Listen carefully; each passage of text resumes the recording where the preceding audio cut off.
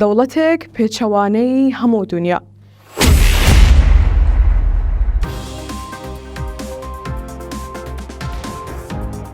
کۆریای باکوور لە ڕۆژی جیهانی منداڵاندا سزای زیندانی هەتاتایی بەسەر منداڵێکدا سەپاند.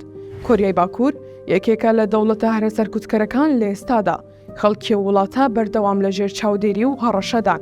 کاری زۆرم لێو زیندانی و سزای لە سێدارەدان شناسی سیستەمی دەوڵەتی کۆریای باکوورە. سەرباری هەمووانش ڕێگری تەواو هەیە لە گەشتکردن و چوونە دەرەوەی هاوڵاتیان لە وڵاتە. ڕێکخراوی مافەکانی مرۆڤ دەڵێن کیم جۆنگ ئون هیچ نیازێکی نییە بگۆڕدرێت، بۆیە کاتی ئەوەیە کۆریای باکوور و سیستەمەکەی بگۆڕدرێن. شرۆڤەکارانی بواری سیاست و تیۆریای سیاسی دەڵێن لە دوای یەکێتی سۆڤیەتەوە هیچ وڵاتێک بەقەد کۆریای باکوور تۆتالیتار نەبووە. ڕووداوە سەرنجڕاکێشەکە ئەمەیە.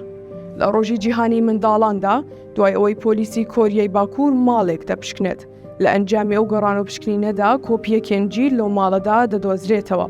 بۆ هۆیەوە دەست بەجێ حکوومەتی وڵاتە سزای زیندانی هەتاتایی بەسەر دایک و باوکێک و منداڵێکی تەمەند 2 ساڵدا دەسەپێنێت. حکوومەتی کۆریای باکوور لە ژێر هەژمونی پارتی کرێکارانی کۆریادایە بە سەرۆکایەتی کیم جۆنگ ئون کە خۆی سەرۆکی دەوڵەت و حیزبیشە. سیستەمی فکریە وڵاتە بریتیە لە کۆمۆنیزم و ئابووری سۆسیالیزم.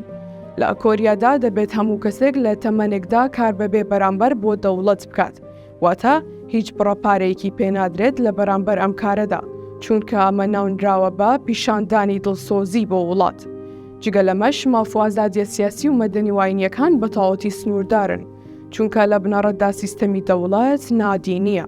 ئەگەرچی کەمینەیەکی دینی هەن لە وڵاتە وەک شامانیزم و کۆندۆیزم، هەروەها بەشێکیش لە مەسیحی و بوداییەکان بوونیان هەیە، بەڵام ئەمانەش بەدەرنین لە فشار و تەنگ پێ هەڵچنینی دەوڵەت و ناتوانن ئازادانە بیر و ڕای ئاینی خۆیان بەیان بکەن.